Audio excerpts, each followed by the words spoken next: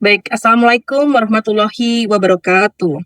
Waalaikumsalam warahmatullahi Yang wabarakatuh. terhormat Bapak Faudi Starwood selaku Ketua Umum Ikatan Konsultan Pajak Indonesia, Bapak yang terhormat juga Bapak Suwardi Hasan selaku Ketua FGD Ikatan Konsultan Pajak Indonesia, yang terhormat Bapak Ino Sidarta selaku Ketua PPKF Ikatan Konsultan Pajak Indonesia, dan seluruh pengurus pusat dan daerah Ikatan Konsultan Pajak Indonesia. Selamat siang Bapak Heru selaku narasumber 1 pada siang hari ini. Selamat siang Pak. Siang Bu Yolita. Bapak Edi Wahyudi selaku narasumber kedua. Selamat Dan siang seluruh Bu. seluruh rekan-rekan profesional yang telah hadir. Dengan mengucap puji syukur alhamdulillah, mari kita sama-sama memanjatkan puji syukur kehadirat Allah Subhanahu wa taala yang telah melimpahkan kita rahmat dan nikmatnya sehingga di hari ini penuh kebahagiaan kita bisa mengadakan Zoom meeting FGD dengan tema yang sangat menarik dan hangat lebih viral juga ya Pak di PP 20 tahun 2026 tentang PPh final UMKM 0,5%. Pada hari ini Jumat 19 Juni 2026. Hadirin yang berbahagia, perkenalkan nama saya Yulita Nur Rahmawati sebagai pembawa acara dan moderator hari ini. Izinkan saya menyampaikan rangkaian acara yang tersusun sebagai berikut. Acara pertama, pembukaan, dan acara kedua, menyanyikan lagu Indonesia Raya, dilanjutkan dengan Mars IKPI dan Himne IKPI. Acara ketiga, diskusi materi tanya jawab dengan narasumber dan juga nanti audiens. Acara keempat, penutup. Baik Bapak Ibu, marilah kita buka acara di siang hari ini bersama-sama dengan bacaan basmalah. Bismillahirrahmanirrahim. Semoga dengan bacaan basmalah tadi, acara FGD ini dapat kita lalui dengan lancar dan juga pengetahuan yang nantinya kita dapat memberikan manfaat bagi kita semua. Amin ya robbal alamin. Acara selanjutnya, yakni menyanyikan lagu Indonesia Raya, dilanjut Mars IKPI dan Himne IKPI.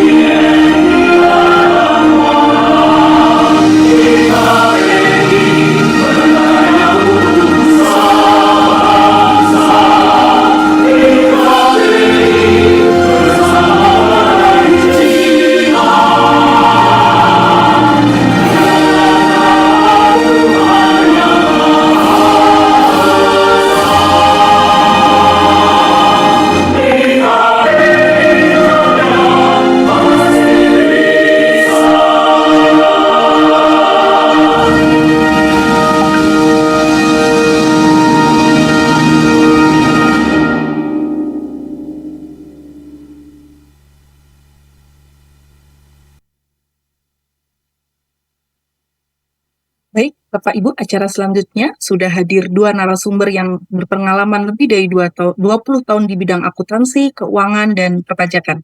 Izinkan saya menyapa dan memperkenalkan secara singkat pembicara luar biasa kita hari ini. Narasumber pertama, selamat siang Bapak Heru Heradi. Bagaimana Pak kabar hari ini Pak? Alhamdulillah sehat. Salam buat semua teman-teman. Baik, terima kasih Pak. Semoga baik sehat pengurus selalu. maupun anggota. Terima kasih. Ya, Bapak Heru Hadi merupakan anggota Dewan Penasehat Ikatan Konsultan Pajak Indonesia dan juga beliau berprofesi sebagai konsultan pajak, akuntan publik, ya, legal auditor, advokat, dan juga dosen pasca sarjana. Semua dirangkap ya Pak. Saat ini beliau juga menjabat sebagai Managing Partner of SLP Consulting dan juga partner Wibisono dan rekan, serta dosen pada program Doktor Ilmu Hukum Universitas Brawijaya. Kemudian narasumber kedua, Bapak Edi Wahyudi. Beliau merupakan anggota. Selamat siang Pak Edi. Selamat siang Ibu. Sehat selalu ya Pak Edi. Semoga. Sehat Bu Baik, Julita. terima kasih bisa meluangkan waktu dengan jadwalnya yang sangat padat. Beliau merupakan anggota anggota Departemen Penelitian dan Pengkajian Kebijakan Fiskal Ikatan Konsultan Pajak Indonesia, dan juga Bapak Edi berprofesi sebagai konsultan pajak, dosen perpajakan, akuntansi, dan manajemen. Serta beliau juga menjabat sebagai pimpinan KKP Bijak Karya Mitra dan juga Direktur Utama di PT Jurnal Bijak Indonesia. Ya Pak Edi ya, sampai sekarang ya masih. Dan juga beliau menyelesaikan S3-nya. Apakah sudah selesai Pak Edi ya? Belum selesai lagi OTW nih, mohon dukungan dan doanya. Baik, kita doakan semoga lancar, sukses selalu supaya bisa menjadi narasumber yang bisa membagikan ilmunya yang bermanfaat bagi kita semua. Amin. Baik, saya akan memberi gambaran sedikit tema hari ini agak sangat trending topik ya Pak ya, PP 20 tahun 2026. Mungkin dari saya sedikit gambarannya di mana PP 20 2026 ini merupakan kebijakan yang mengatur ulang fasilitas PPh final UMKM 0,5%. Dan dalam perkembangannya, PP ini menyesuaikan PP yang tahun sebelumnya, PP 55 tahun 2022 ya. Dan perubahan terbaru pun juga dilakukan melalui PP 20 ini mengubah beberapa ketentuan di PP 55, termasuk ketentuan mengenai batas peredaran bruto yang menjadi dasar pemberian fasilitas. Mungkin bisa ditambahkan dari Pak Heru gambaran PP 20 tahun 2026 ini Pak. Ini langsung masuk materi atau belum, Mbak? Boleh Ini. sedikit gambaran dari garis gambaran besar dari baik. 20 2026 Pak. Ya, terima kasih Mbak Yuli. dan rekan-rekan semua. Saya kebetulan diminta oleh Ketua FGD, dalam hal ini Pak Pino, untuk memberikan kajian ya terkait dengan PP 20 tahun 2026 ini. Nah, sehingga kalau kajian itu, rekan-rekan semua, dimulai dari suatu pertanyaan ya. Nah, saya mengambil pertanyaan, kan ini aspek pengaturan ya, aspek hukum. Saya ngambil pertanyaan itu dari teori tujuan hukum. Gustav Rabroek ya, teman-teman tahu semua mungkin yang sekolah hukum, bahwa saya tujuan hukum itu harus bisa mencapai keadilan, kepastian hukum, lalu juga kemanfaatan atau kesejahteraan bagi semua pihak di sini. Nah, sekarang kalau saya lihat PP 20 tahun 2026 ini akan lebih memberikan keadilan. Kenapa? Karena di sana sudah ditutup ya celah-celah atau loophole di mana wajib pajak kaya itu nanti kita lihat ya, itu banyak memanfaatkan peluang ini ya. Bahkan ada beberapa orang tuh mempunyai 51 UMKM. Bayangkan Bapak Ibu, satu orang punya 51 UMKM, jadi dia splitting ya, dia splitting company-nya sampai 50 tuh. Bayangkan ya, dalam rangka menghemat pajak dan sebagainya. Itu mungkin gambarannya Bu Yulita. Terima kasih. Baik, terima kasih. Bisa saya tarik kesimpulan. Sebenarnya ini kabar gembira juga ya Pak bagi seluruh wajib pajak UMKM ya, karena ada batasan tertentu yang memang harus sesuai dengan yang bisa dipakai. Mungkin dari Bapak Edi bisa menambahkan juga Pak, sebelum nanti kita juga minta pendapat dari beberapa audiens. Gitu Pak Edi. Baik, terima kasih Bu Yulita. Sedikit menambahkan bahwa PP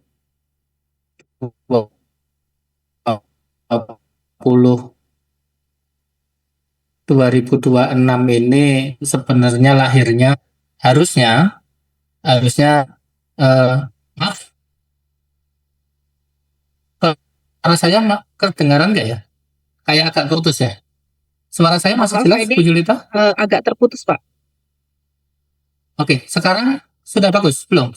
Sudah. Sudah ya. Silakan dilanjut Pak. Baik, jadi PP 20 ini kan seperti yang disampaikan Pak Heru, memberikan kepastian hukum karena jangka waktu, salah satunya jangka waktu 2024 akhir ini kan sebenarnya sudah berakhir.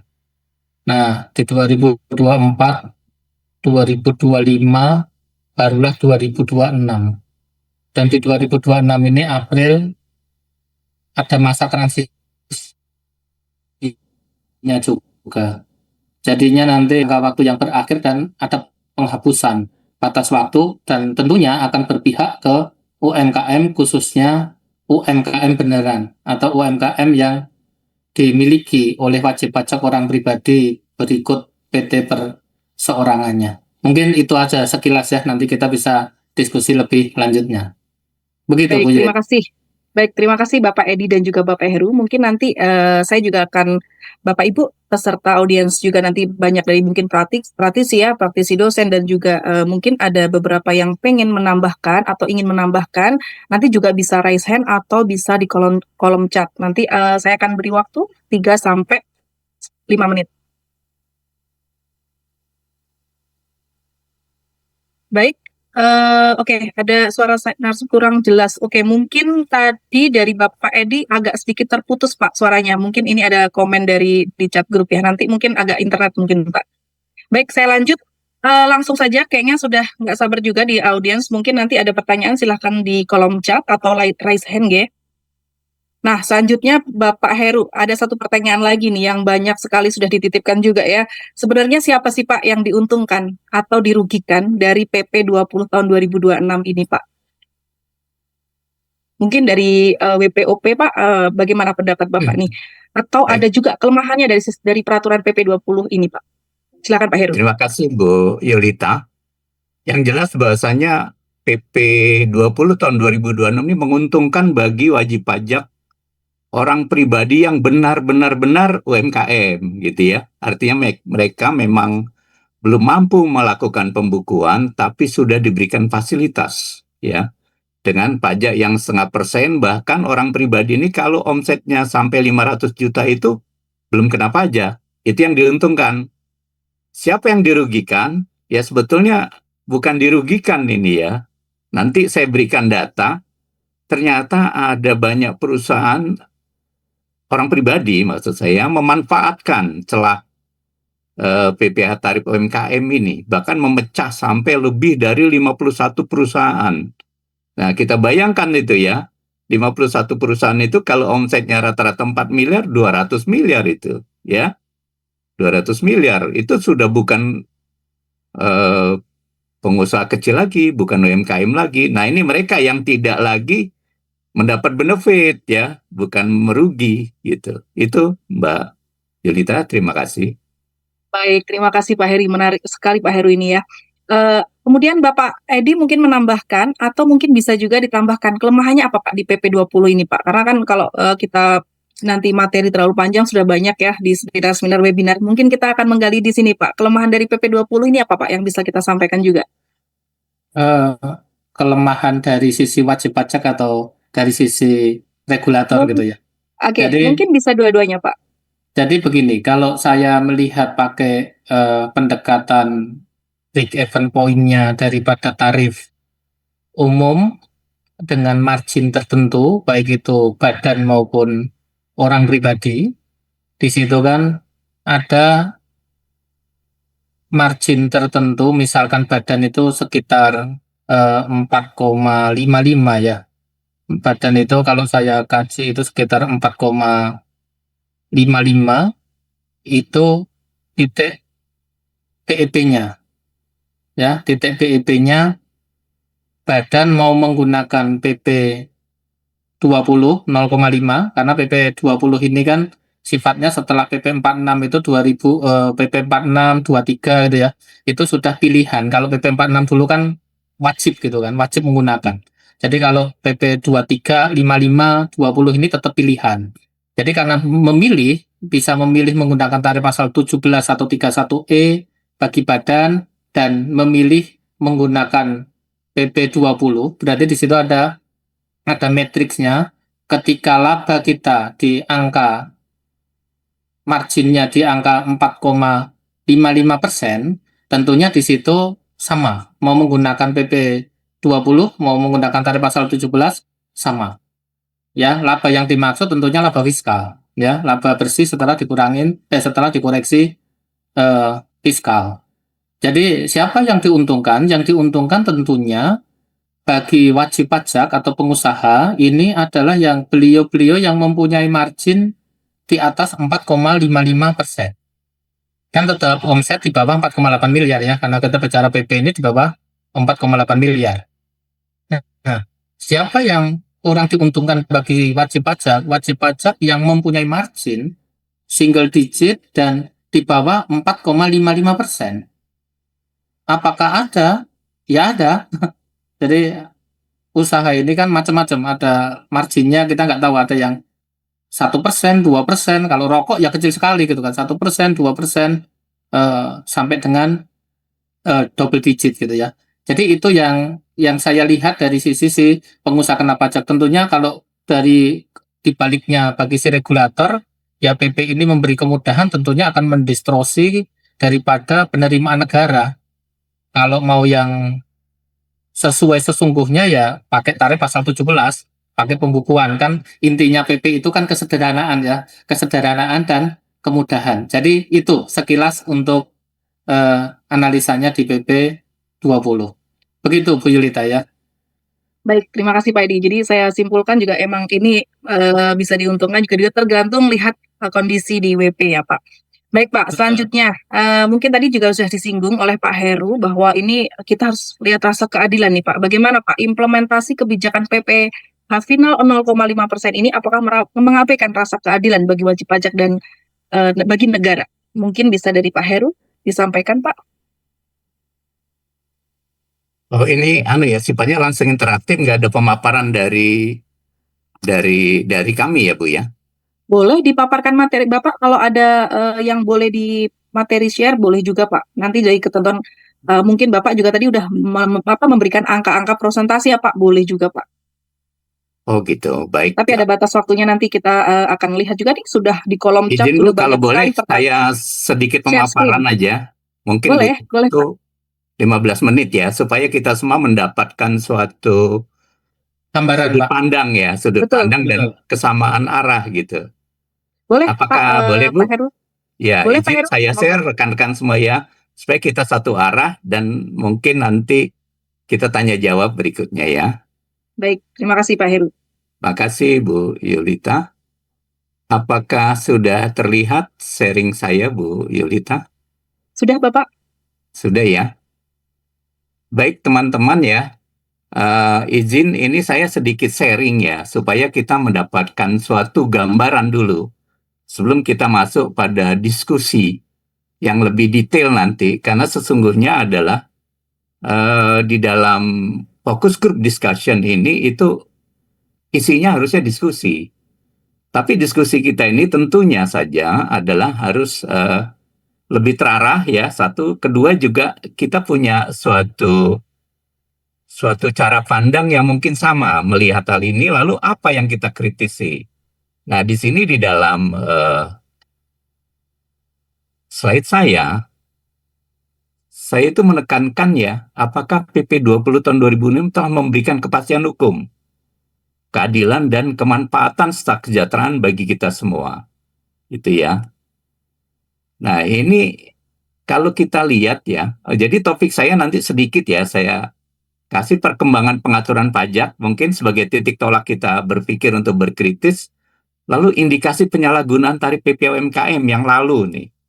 Nah, kemudian ini rumusan pertanyaan yang saya rumuskan ya untuk bahan FGD ini, kemudian bagaimana rumusan pertanyaan ini saya jawab. Nah, boleh jadi jawaban saya tidak cocok mungkin dengan rekan-rekan bisa memberikan pendapatnya juga, dan seterusnya ya. Nah, kalau kita lihat rekan-rekan ya, perkembangan dari waktu ke waktu itu dimulai di PP 46 ya, dulu tahun 2013.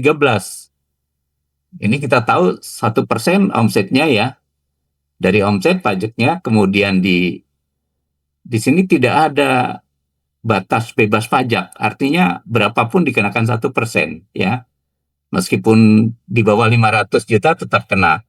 Nggak ada batas waktu tadinya, lalu masih bisa dimanfaatkan oleh pihak influencer. Kemudian ketentuan terkait dengan aturan awal itu simplifikasi ya, simplifikasi. Nah, kemudian ini dirubah di tahun 2000, PP 23 2018. Dikasih batas waktu ya, 3 atau 4 atau 7 tahun.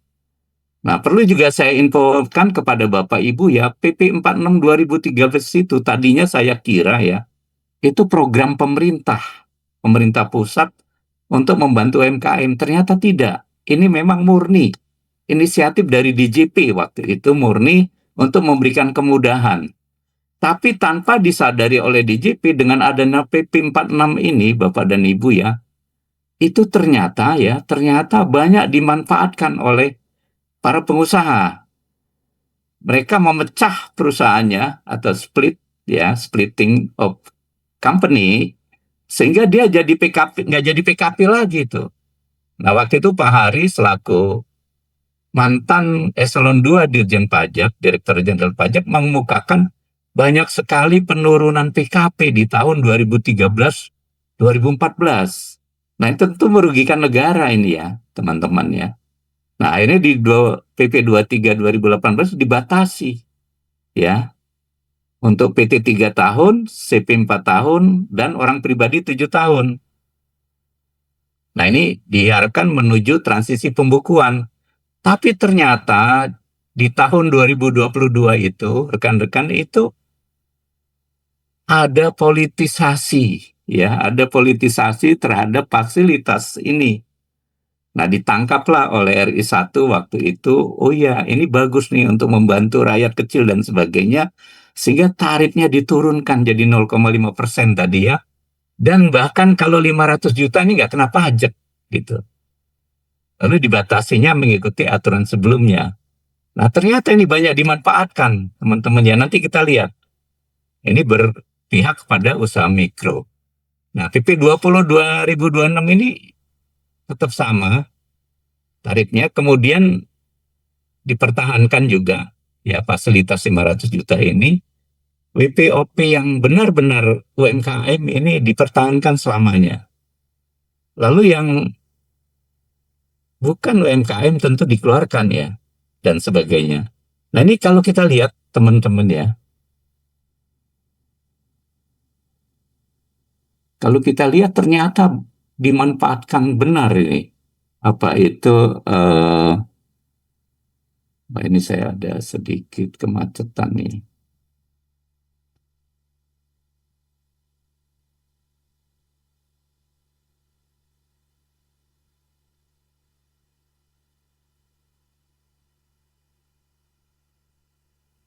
Ya, sedikit lagi saya share ya. Maaf tadi ada sedikit trouble.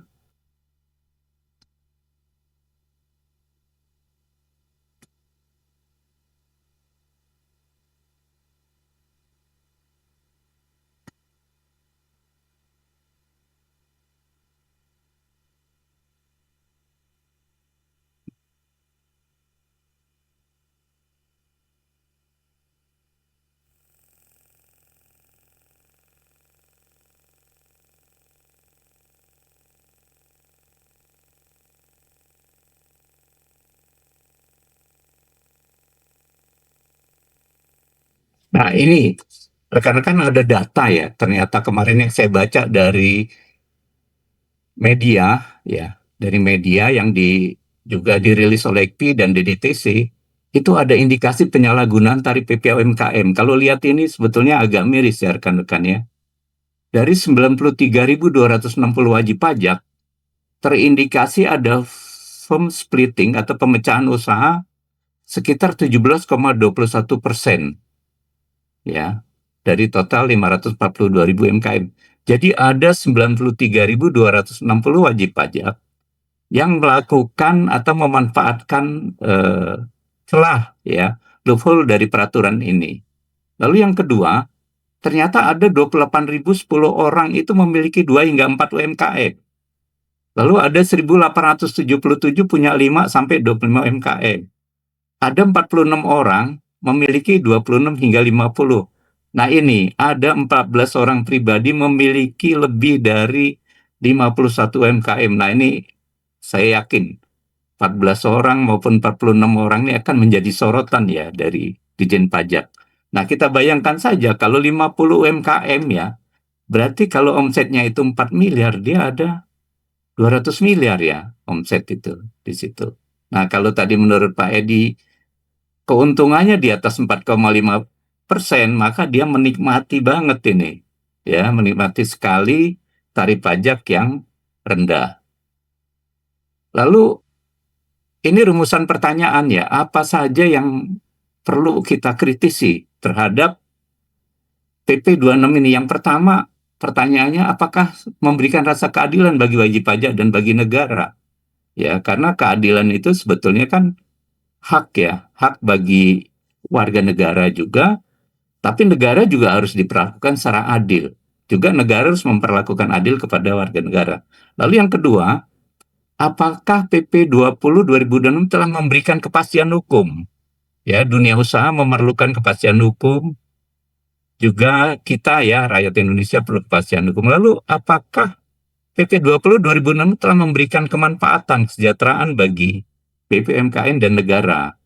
Apakah masih ada celah loophole dari PP 20 2026 ini sehingga dimanfaatkan oleh wajib pajak?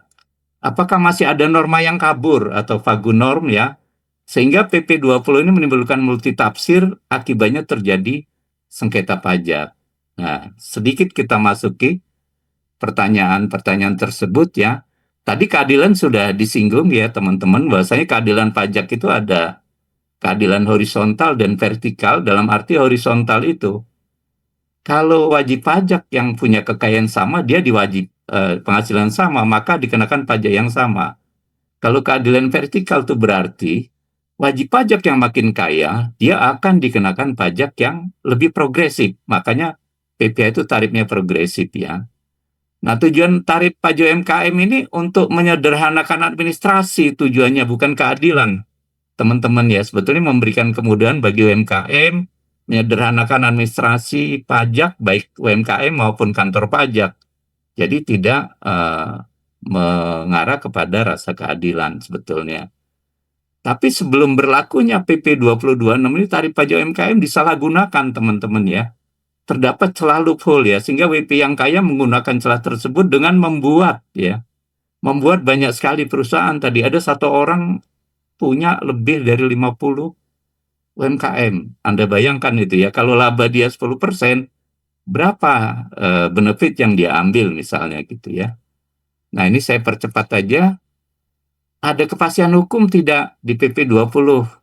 Nah kalau dilihat di sini lebih memberikan kepastian hukum, satu. Kedua, dilihat di PP 20 ini juga ternyata tahun 2024-2025 itu pemerintah menjanjikan ya bahwasanya UMKM itu tetap tarifnya 0,5% tapi tidak keluar-keluar ya. Peraturannya baru muncul di 2026, tapi di situ diatur. Saya lupa pasalnya, di situ diatur bahwasanya untuk tahun 2024-2025 tetap berlaku. Jadi berlaku surut ini untuk yang menguntungkan wajib pajak UMKM. Nah, di sini ya, untuk kepastian hukum ya teman-teman ya di sini nanti kita cermati ada frasa penghasilan dari usaha. Nah, itu belum jelas. Kalau kita mengacu ke Undang-Undang KUP juga belum memberikan kejelasan di sana ya. Lalu yang jadi pertanyaan tentu apa wajib pajak yang menjual rumah itu atau menyewakan rumah itu kegiatan usaha belum atau bukan? Kalau itu kegiatan usaha maka ini harus digabung dengan penghasilan dia dari pekerjaan bebas dan dari kegiatan usaha lainnya. Nah tentu di sini semakin mengecil lah kesempatan untuk menggunakan tarif pajak UMKM. Nah ini kesejahteraan masyarakat relatif ya nanti. Nah ini yang mungkin yang terakhir penting nih, apakah PP 20 ini memberikan celah atau loophole nggak masih kepada wajib pajak ya?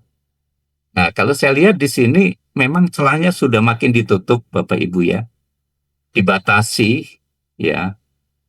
Yang bisa menggunakan hanya orang pribadi dan PT perseorangan serta koperasi, tapi PT perseorangan itu juga harus digabung ya, suami istri. Nah, meskipun dia telah menutup celah ya teman-teman ya, ternyata masih ada celahnya juga. Gimana celahnya? Dia memecah usaha, splitting of company ke anak-anaknya atau orang lain yang nomini, baik dia sebagai OP maupun membuat PT perseorangan. Jadi masih ada celahnya walaupun ditutup. Hanya saja menutup celah ini, teman-teman, ini nggak mudah nih. Karena kalau celah ini ditutup, nanti bisa menimbulkan apa ya, seperti berlebihan gitu pengaturannya. Lalu ada kekaburan norma nggak di sini, teman-teman? Nah itu tadi ya, bahwasanya di PP 20 2026 dari kajian saya ini ada kekaburan norma di pasal 58. Nah, di mana kita tahu bahwasanya threshold dari PP 20 2026 ini adalah tetap 4,8 miliar. Hanya saja itu digabung ya, teman-teman, digabung. Yang pertama adalah penghasilan suami, istri, serta PT perseorangan. Dari mana? Yaitu dari pekerjaan bebas. Kalau dari gaji tidak ya, dari pekerjaan bebas dan dari penghasilan dari usaha. Nah, frasa penghasilan dari usaha ini belum jelas, teman-teman ya. Apa sebetulnya penghasilan dari usaha? Kalau saya punya rumah 2, satu rumah itu belum saya tempati karena anak saya belum nikah, saya sewakan, itu masuk penghasilan usaha tidak? Ya. Nah, itu yang perlu dipertegas. Nanti kita diskusi lebih lanjut ya. Nah, kemudian kalau saya menjual rumah, ya, karena saya butuh uang, rumah yang tadi saya sewakan, saya jual. Itu masuk penghasilan usaha saya tidak, gitu kan, kalau saya UMKM. Nah, ini perlu ada satu penjelasan-penjelasan lebih lanjut, ya, di dalam RPMK atau Peraturan Menteri Keuangan. Nah, yang penting juga buat saya misalnya, atau kita semua, konsultan pajak itu, misalnya punya UMKM, maka dia akan digabung ya penghasilan dari konsultan pajak berupa fee dan sebagainya. Kemudian penghasilan dari kegiatan usaha UMKM dan kegiatan usaha lain gitu ya. Nah, yang jadi masalah adalah ketika konsultan pajak atau kita kalau berdiri sendiri jelas ya, itu profesi fee kita dapat. Tapi kalau misalnya kita pakai persekutuan perdata, penghasilan yang saya peroleh itu malah bukan objek pajak. Apakah ini dihitung sebagai penghasilan profesi yang menambah threshold 4,8? Nah, disinilah menurut saya perlu ada penegasan dari PMK terkait dengan penghasilan dari usaha. Ya, itu saya kira dari saya, Bu Yulita. Mohon maaf sedikit mengganggu waktunya. Baik, terima kasih Pak Heru. Baik, terima kasih. Bagus sekali materinya. Ini cocok dengan pertanyaan. Saya akan buka satu pertanyaan dulu dari kolom chat ya Pak ya. Ini karena ada kaitannya dengan slide Bapak di slide 9 nomor poin 3. Ini ada yang bertanya dari Bapak Sutomo Pak. PP 20 ini menggabungkan seluruh omset dari omset suami, istri, dan anak yang belum dewasa. Nah, pertanyaannya Pak, bagaimana kalau wajib pajak mempunyai istri lebih dari satu Pak? Apakah dihitung dari ya Pak nih, Iya, iya. apakah omset tersebut dihitung dari omset istri-istri atau hanya istri pertama saja Pak? Karena hal ini ditanyakan berdasarkan teman-teman penjual sate itu istrinya lebih dari satu Pak. Ini kasus nyata kayaknya Pak. Atau mungkin dari Bapak Agustom yang sudah hadir bisa raise hand dan bisa langsung bertanya kepada narasumber Bapak Heru. Dipersilakan. Agustom? Baik, Bapak yang bertanya, saya tanya balik lagi nih. Iya nih Pak. Istrinya sah secara hukum atau sah secara agama saja ya Pak ya? Kalau sah secara agama nggak diakui negara, tentu itu tidak digabungkan Pak. Wah, ini jadi celah nih Bu. Wah, kalau gitu saya punya istri ini aja nih, istri apa? Istri siri aja nih, sehingga perusahaan saya bisa saya pecah-pecah. Wah, itu seru juga tuh Pak ya. Oke, gimana kalau misalnya istrinya resmi, ya nikah di catatan sipil atau menikah di kantor urusan agama, tentu ini harus dihitung Pak. Ya, harus dihitung. Karena nanti nah saya nggak tahu kantor pajak bisa melacak nggak ini. Karena kan di kakaknya istri yang kedua tidak ada nama bapak ya kan? Kalau di istri pertama kakak bapak ada, atau bapak di istri kedua kali ya, karena masih muda di sana terus. Kakaknya ikut istri yang kedua gitu kan, Mbak. Jadi menurut saya sepanjang itu menikah secara resmi diakui negara, harusnya itu dihitung Pak, harusnya ya. Tapi problemnya apakah kantor pajak bisa melacak atau tidak, gitu kan? Tapi kalau istri yang menikah secara agama, secara siri, tentu tidak kelacak Pak ya di kantor pajak. Nah ini jangan-jangan pengusaha nih dengar diskusi kita, akhirnya banyak punya istri nih Bu Yulita. Untuk splitting of company ya, usaha. Itu Bu Yulita jawaban saya. Baik. Mungkin Bapak kita, Pak Edi mau nambahkan, monggo, terima kasih. Baik, terima kasih Pak Heru. Mungkin ada Pak Edi. Oh ya, mungkin dari Pak Gustom tadi belum bisa ini ya. Suaranya mohon maaf Ibu Yuni, tolong dibuka dari Pak Gustom. Pengen menyampaikan sesuatu dari tambahan.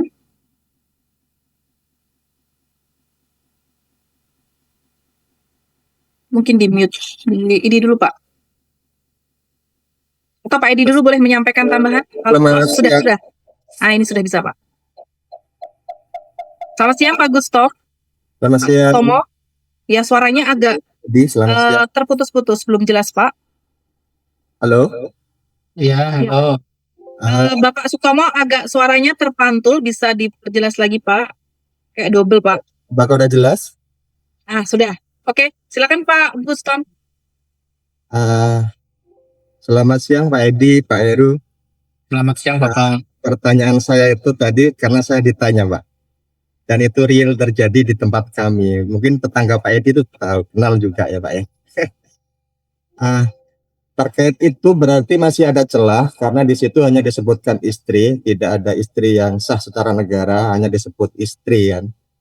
Sedangkan istri di Indonesia bisa menjadi istri dengan cara siri secara agama.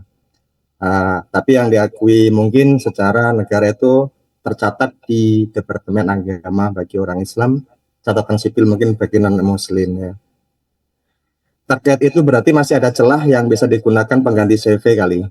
Kalau dulu mecah-mecah jadi CV supaya omsetnya tidak mencapai 4,8, sekarang mecah nikah lagi supaya omsetnya terpecah-pecah. Kalau mau buka toko satu lagi, istri ketiga atau istri keempat. Kalau memang itu tidak dibatasi dengan semua istri gitu. Terus yang pertanyaan yang ini Pak Heru, Pak Edi, penggabungan atas penghasilan suami, istri, dan anak belum dewasa. Ini ada kasus anak belum dewasa ini udah umur 16 lebih, mau menginjak 17 tahun, kelas 2 SMA ya. Dia dari influencer atau konten kreator. Omsetnya 4,5. Sedangkan bapaknya hanya servis handphone yang penghasilannya setahun kurang dari 300, setelah nggak mencapai 500, ibunya sebagai guru PNS. Ketika berlakunya PP 20 ini, jika digabungkan maka keluarga beliau mencapai di atas 4,8 dari anaknya yang belum dewasa dan dari bapaknya yang jasa servis handphone. Ketika anaknya nanti dewasa, 17 tahun sudah punya KTP, tentunya akan dibuatkan NPWP tersendiri supaya nggak bebani orang tua. Dengan adanya PP 20 yang sudah berlaku di 2026 ini, bapaknya ini karena anak belum dewasa masuk ke laporan bapaknya ini kan untuk tahun 2027 kan sudah tidak bisa menggunakan PP 55. Sedangkan nanti pada tahun 2027 anaknya sudah mencapai dewasa, sudah bisa membuat NPWP karena sudah bisa membuat KTP. Alangkah tidak adilnya ketika anaknya sudah pisah, bapaknya hanya omsetnya kurang dari 300, anaknya sudah pisah dengan pekerjaannya sebagai influencer lagi, apakah bapaknya ini harus tetap menggunakan pembukuan atau NPPN? Apabila demikian, apakah rasa adilnya di mana gitu loh? Ketika anaknya masih gabung dengan bapak, oke, di atas 4,8, tapi sebetulnya kan penghasilan bapaknya jauh lebih kecil daripada anaknya. Ketika anaknya sudah dewasa, anaknya pisah di tahun 2027 itu. Demikian Pak Edi, Pak Heru, mohon pencerahannya. Baik, mungkin dari Pak Heru atau Pak Edi, silahkan ditanggapi. Baik, Bapak siapa tadi Bu Yulita? Bapak Sutomo. Oke. Tapi biasa kita panggil Pak Gustom ini Pak. Sepertinya kita kenal ini Pak. Baik, Bapak Sutomo agak sering kenal gitu ya, lupa saya. Nah, jadi Bapak Sutomo, kalau yang pertama tadi terkait dengan istri, memang regulasi kan harus didudukan pada status hukum pernikahan istri yang selain istri sahnya, ya tentunya tidak masuk menjadi celah tadi gitu ya Pak Heru ya. Tetapi monggo kalau itu mau disarankan, tetapi rasa-rasanya kalau saya pribadi kok kayaknya nggak tega Pak menyarankan seperti itu gitu ya. Tetapi memang di Indonesia kan memang membolehkan ya di nikah siri ya, itu monggo pilihan celah itu kalau mau dipakai gitu ya. Terus yang anak yang belum dewasa tadi kan menjadi satu paket kesatuan ekonomi, suami, istri, anak.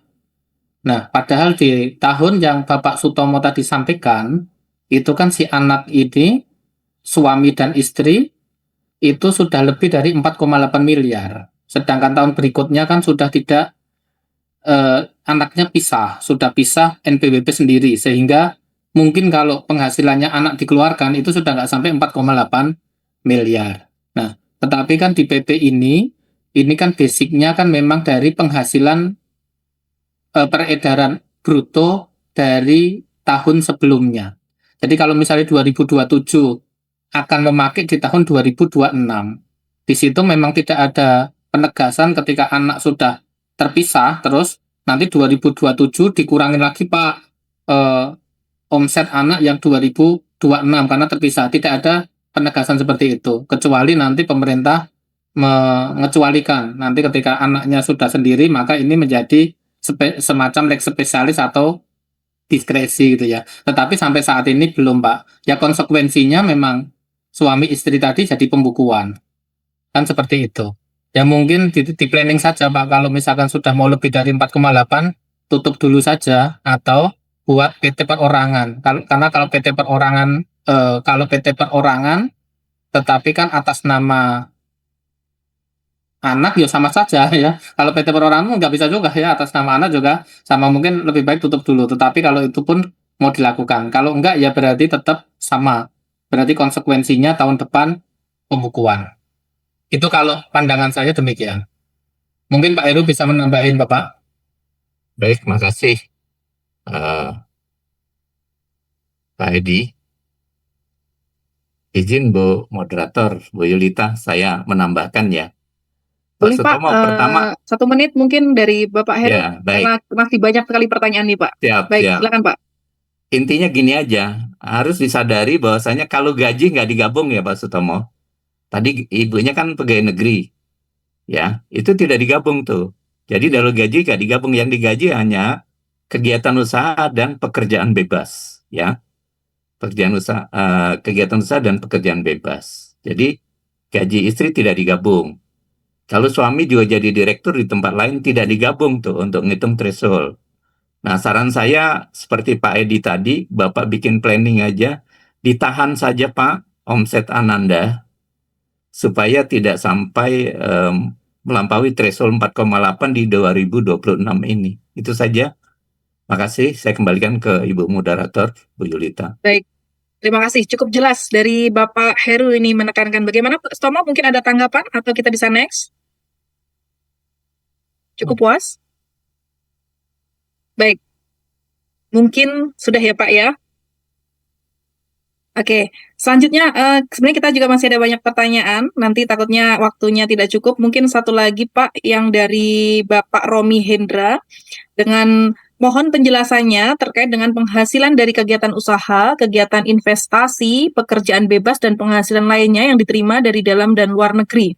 Lalu apakah penghasilan dari kegiatan investasi dan penghasilan lainnya yang diterima dari luar negeri, baik dari dalam negeri ataupun luar negeri, masuk sebagai komponen perhitungan peredaran bruto? Jika masuk, contohnya seperti apa? Itu Pak, itu dulu mungkin yang kaitannya dengan poin pertama hampir sama Pak. Mungkin Pak Edi atau Pak Heru? Izin boleh saya dulu, Bu? Oke, boleh Pak. Ya, baik, makasih. Pertama, yang perlu mendapat catatan dulu, yang digabung itu adalah dari kegiatan usaha dan pekerjaan bebas. Itu hanya seperti slide saya tadi, pengertian penghasilan dari usaha itu sendiri belum jelas, ya, belum jelas.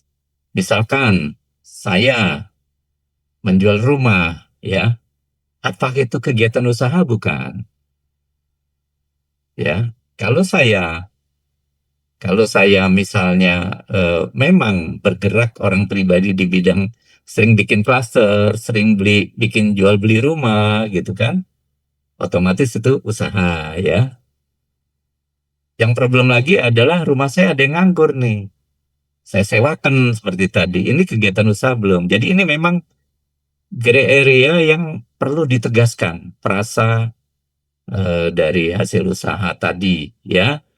Kalau saya punya obligasi, punya duit nih Bapak Ibu ya, kemudian saya simpen di obligasi pemerintah, saya dapat bunga, itu kegiatan usaha bukan? Gitu kan? Nah ini memang belum tegas Pak.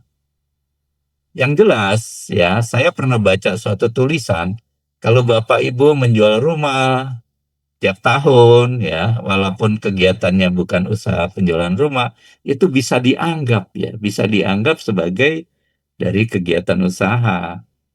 Kalau saya sengaja beli ruko, investasi, kemudian saya sewakan, itu kegiatan usaha. Jadi kembali lagi nature-nya, substance-nya. Di situ niat saya menjual, niat saya itu menjalankan usaha bukan, gitu ya. Kalau Bapak sifatnya yang dari luar negeri itu menjalankan usaha, tentu ini akan kena, ya. Jadi saya tidak bisa menjawab karena ini memang saya anggap gray area. Saya anggap ini multitafsir kegiatan usaha itu perlu ada penegasan dari RPMK, ya. Itu dari saya, Bu Yolita. Baik, Terima baik Pak kasih. Heru. Terima kasih. Mungkin Bapak Romi Hendra ada feedback, Pak? Saya kasih kesempatan 1 menit, Pak. Kalau belum, kita lanjut pertanyaan Pak Romi juga satu lagi, mungkin buat Bapak Edi. Pertanyaan selanjutnya, Baik, saya sependapat dengan pendapat Pak Heru ya. Jadi maaf Pak terminologi Edi, kegiatan usaha itu apa? Apakah investasi atau penghasilan dari passive income investasi juga termasuk gitu kan? Makanya kita nanti nunggu dulu penegasannya saja. Ini kan PP kan tentunya ada PMK. Jadi kita nunggu penegasannya atau mungkin PP-nya ada yang diubah nanti sambil nunggu penegasan aja Bu Yulita ya. Oke. Oke Pak Edi, oke siap. Itu sudah confirm ya. Oke, ini pertanyaan masih sama dari Bapak Romi juga. Bapak Romi, apa hadir Bapak? Monggo. Ada pertanyaan selanjutnya tadi? Atau saya bacakan? Oke, di Pak Edi ya, poin kedua langsung saja. Bagaimana penerapan PP 20 tahun 2026 untuk setiap jenis koperasi, Pak? Seperti koperasi simpan pinjam, konsumen, produsen, pemasaran, dan juga jasa, terutama dalam menghitung besaran peredaran bruto. Sebenarnya hampir sama dengan pertanyaan pertama, tapi lebih ke fokusnya koperasi. Kemudian bagaimana penerapan PP 20 untuk WPOP dan PT perseorangan, apakah mendapat fasilitas pengurangan 500 juta terlebih dahulu? Tadi sudah dibahas di awal, Pak, ini kita skip aja. Kemudian bagaimana mekanisme penggabungan omset pribadi, tadi sudah dijelaskan juga, tapi poinnya di penghasilan final dan tidak final, Pak Edi.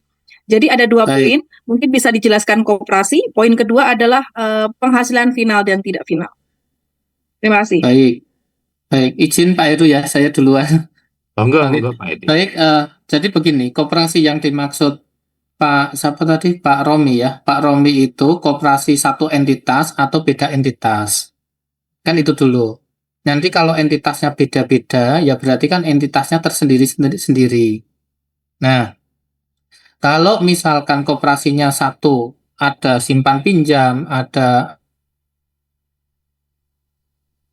simpan pinjam, ada yang lainnya gitu ya, ada usaha yang lain, ya nanti tetap threshold-nya digabung dari omset yang si koperasi di entitas tersebut.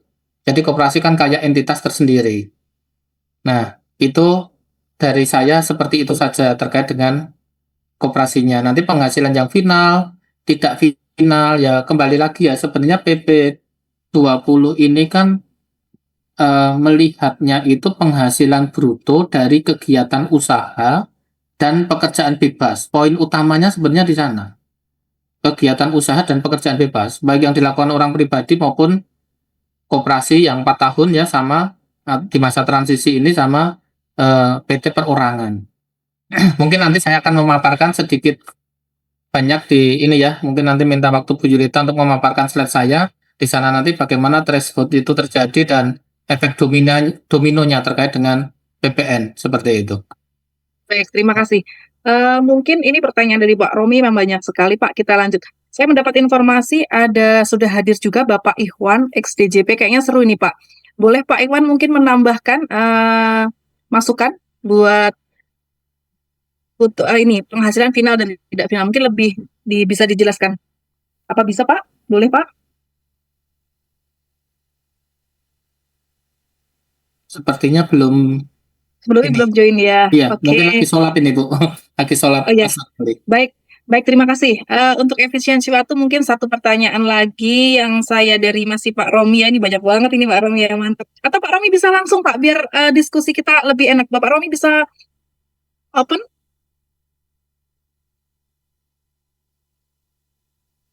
Oh, sepertinya belum. Oke. Oh ini Pak Ikhwan sudah bergabung. Selamat siang Pak Ikhwan Catur Rahmawan. Boleh Pak memberi tanggapan sedikit?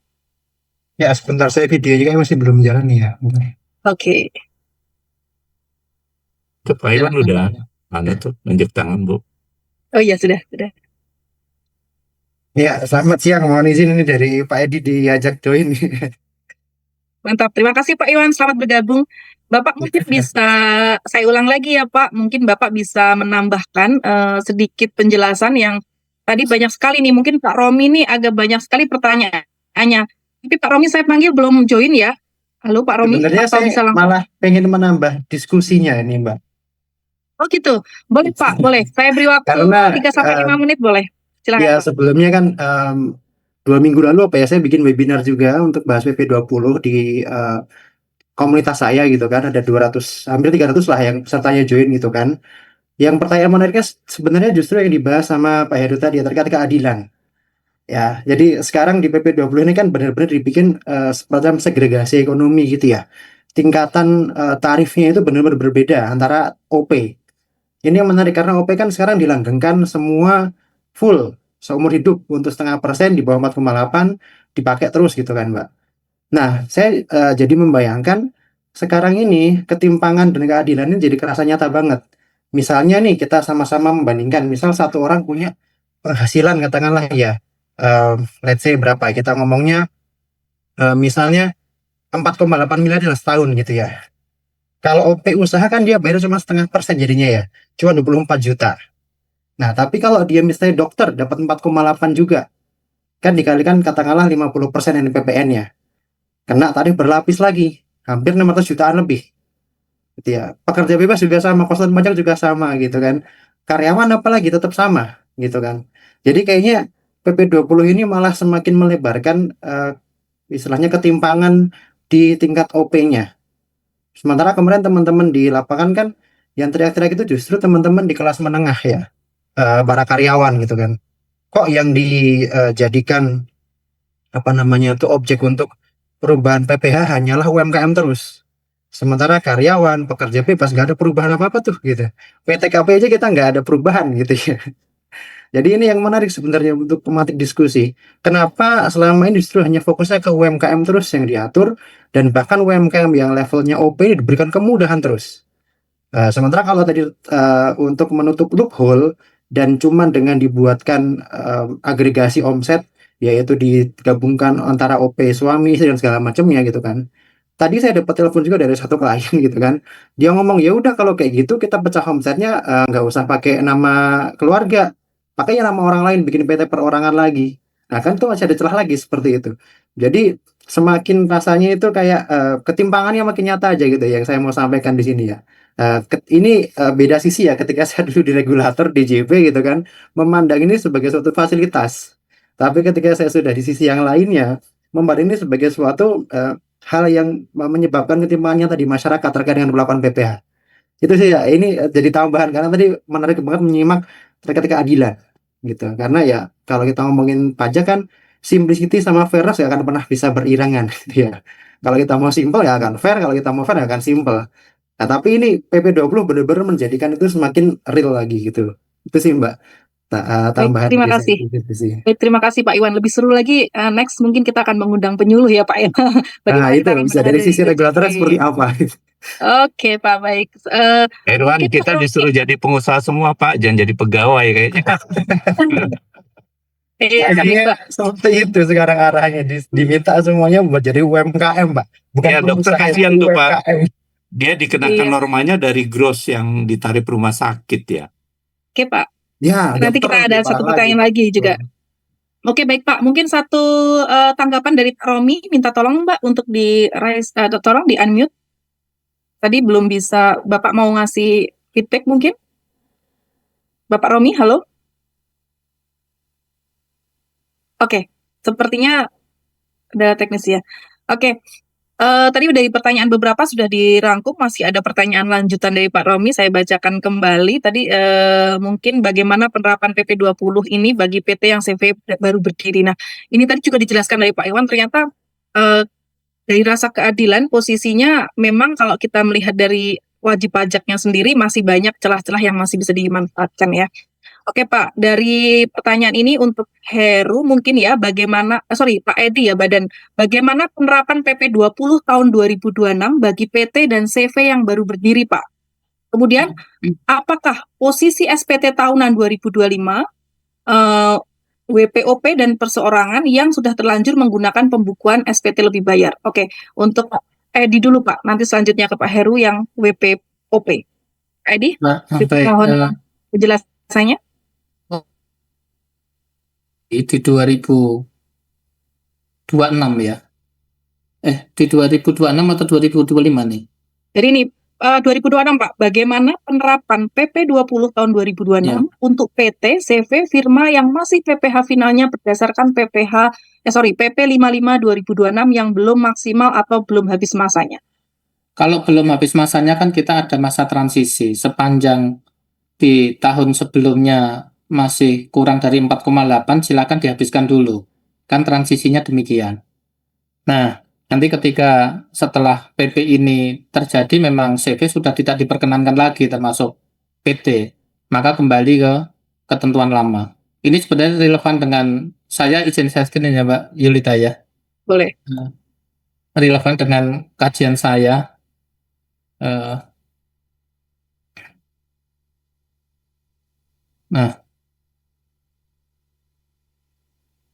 jadi substansi ekonomi sekarang kan lebih ke ini ekonomi unity, era baru di mana negara menegaskan bahwa satu kesatuan ekonomi keluarga tidak dapat dipisahkan dari artifisial hanya untuk efisiensi pajak ya, visualisasi perubahan kebijakan. Jadi CV maupun PT perorangan ini, kalau PT perorangan masih dianggap seperti kayak orang pribadi ya, tapi kalau CV ini sebenarnya juga kayak orang pribadi, cuman ada tambahan satu entitas. Nah, saya mungkin menyorotinya demikian. Jadi kita dianalisis kritis tarif efektif atau di break even point daripada margin. Jadi CV baru pun ya dengan ketentuan lama ini sebenarnya justru ketentuan yang paling adil. Ketentuan final itu pasti ada yang diuntungkan, pasti ada yang dirugikan. Ketentuan final. Tidak semuanya ketentuan atau peraturan itu menguntungkan semua pihak. Tidak semuanya kebijakan pasti menyenangkan semua orang. Pasti ada yang disenangkan, juga ada yang kurang senang dengan adanya ketentuan itu, baik dari sisi regulator maupun dari sisi wajib pajak. Nah, dari margin 4,55 ya PPh final ini justru membebani nggak nanti? Ketika laba kecil, pajak kecil, tidak laba tidak perlu bayar pajak, dan rugi juga tidak perlu bayar pajak. Laba besar ya pajaknya besar kan gitu. Maka yang diuntungkan itu ketika 4,55 ini adalah PPh final ini sangat menguntungkan dan subsidi silang kepada negara. Kan awalnya demikian. Makanya di sini saya buat metrik ini. Nanti Ibu Bapak juga bisa melihat ya, nanti kita bagikan. Jadi kalau kita sama-sama omset 3 miliar, nanti kalau 4 miliar tinggal diganti gitu kan. Tinggal diganti, nanti biar pertanyaan di bawah-bawah tadi juga saya lihat hampir relevan. Nanti kita biar tidak satu poin ke Pak Romi saja gitu ya. Nanti tetap ini kita bisa bahas semuanya. Nah di sini ada saya gambarkan ketika omset 3 miliar dengan laba 3%, laba yang dimaksud adalah penghasilan kena pajak atau laba fiskal. Saya berasumsinya demikian. Dengan tarif pasal 31E, karena di bawah 4,8 miliar kan paketnya 31E, 11% atau 22% kali 50%, bayarnya itu justru cuma 9.900.000 kalau labanya kecil. Dengan PP 20 atau sebelumnya PP 55, bayarnya justru malah 15 juta. Siapa yang dirugikan? Tentunya wajib pajak. Kan gitu kan? Kita harus memilih menggunakan tarif yang normal, ya. Terus ketika 4,55 sama, ketika keuntungan kita, margin kita di atas 4,55, 12, 20, seterusnya, itu yang diuntungkan adalah justru wajib pajak, justru adalah wajib pajak yang memanfaatkan PP itu. Ya, tentu sekarang CV sudah nggak bisa, CV sudah tidak bisa menggunakan kecuali di masa transisi ini ya, kecuali di masa transisi ini, sepanjang itu memenuhi syarat juga. Nah, nanti kalau rugi dengan adanya PP ini, rugi kan tidak dilihat, maka tetap kita dirugikan 15% ya, tidak dirugikan, jadi kita tidak bayar, tapi dengan adanya PP kan kita tetap bayar. Nah, ini terkait dengan badan. Saya hanya sedikit saja ketika orang pribadi saya pakai status K3, ini di break even point-nya baik pakai PP maupun pakai tarif pasal 17 ayat 1 huruf A untuk orang pribadi dengan K3 gitu ya, itu di angka 6,51%. Artinya ketika angka margin laba fiskal di bawah 6,51% dengan menggunakan PP 50 ya, PP 20 tahun 2026 ini, tentu kita yang dirugikan. Ya, rugi kita juga bayar pajak. Maka kita akan diuntungkan ketika 12,5 atau di atas 6,51 gitu ya, 20. Tetapi konsultan pajak atau pekerjaan bebas kan nggak boleh gitu ya. Nggak boleh menggunakan hal ini ya, tentunya yang terkait dengan usaha yang diperbolehkan ya, di PP itu dijelaskan. Nah, saya hanya di situ saja, terus saya tambah yayasan ya. Yayasan kan memang arahnya yayasan CV tadi arahnya memang di transisi peralihan ini, hanya di transisi ini terus berdampak setelahnya menggunakan tarif pasal 17 atau 31E ya Pak Romi tadi ya. Ini sudah terjawab juga. Nah, mungkin saya akan lemparkan satu pertanyaan, bagaimana efek domino atau berantai terhadap satu kesatuan ini tadi ya, satu kesatuan penggabungan omset kesatuan ekonomis. Ya, berdasarkan pasal 58 peredaran bruto dihitung dengan secara agregat. Agregat untuk menguji kelayakan fasilitas PPh final. Omset suami, istri, termasuk anak, dan PT perorangan. Nah, sedangkan PT perorangan ini entitas tersendiri. Suami istri ya di PP 55 ya, itu juga di PP 55 itu juga entitas tersendiri. Nah, bagaimana ketika tembus di 4,8 miliar agregasi omset keluarga? Bagaimana perlakuan PPN-nya? Nanti kita bisa saling berdiskusi di sana juga. Karena sampai sekarang kita beracuan ke PMK 197 Jungto 164 ya. 164 ya, 164. Di situ tetap omset yang dimaksud adalah peredaran bruto dari usaha ya, dari usaha atau kegiatan atas penyerahan barang kena pajak atau jasa kena pajak, bukan omset yang dimaksud di PP ini. Nah, tetapi apakah nanti akan serta-merta ya, akan serta-merta omset ketika digabung di PP 20 si orang pribadi dan PT perorangannya, PPN-nya juga akan terutang. Tentunya ketika aturan sekarang pengusaha kecil adalah di bawah 4,8 tidak kena, ini aturan PPN khusus ya, di PMK-nya, dan peredaran bruto yang dimaksud adalah keseluruhan omset. Nah, keseluruhan penyerahan.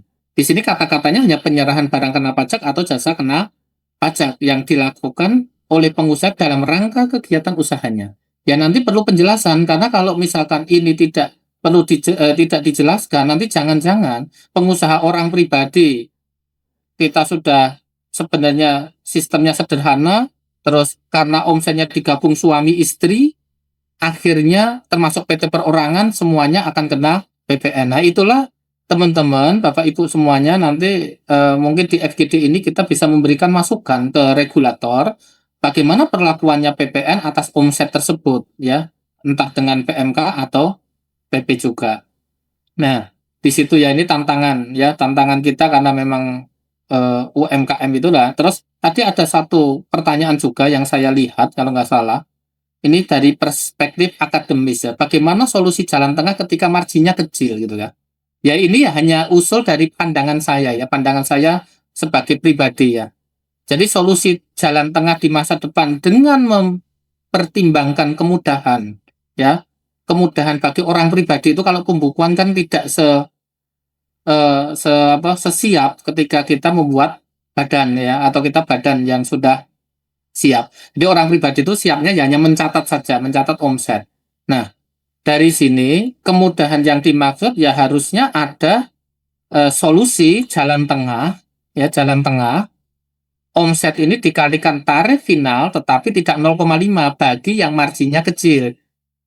Kalau tidak mau pembukuan, kan gitu kan? Atau pemerintah aware ini marginnya kecil beneran untuk UMKM, kan sasaran UMKM-nya justru ke orang pribadi. Mungkinkah kata setinggi gitu ya? Ya mungkinkah ya kita akan melihat di masa depan apakah ini mungkin atau tidak dengan keadilan vertikal atau horizontal ini murni ya dari merepresentasikan estimasi laba sektoran tanpa pembukuan yang rumit. Yaitu kalau saya pribadi ya solusi jalan tengahnya ke sana. Jadi kayak ada semacam tarif berbeda. Tetapi ini hanya pandangan saya, di PP ini nggak ada. Cuman solusi ketika omsetnya yang saya katakan tadi omsetnya kecil ya atau maaf marginnya ini kecil. Kalau bayar PP 20 itu kan dia dirugikan. Nah, mungkin itu ya Bu Yulita yang sebagai gambaran dari saya dan teman-teman. Nanti mohon masukan juga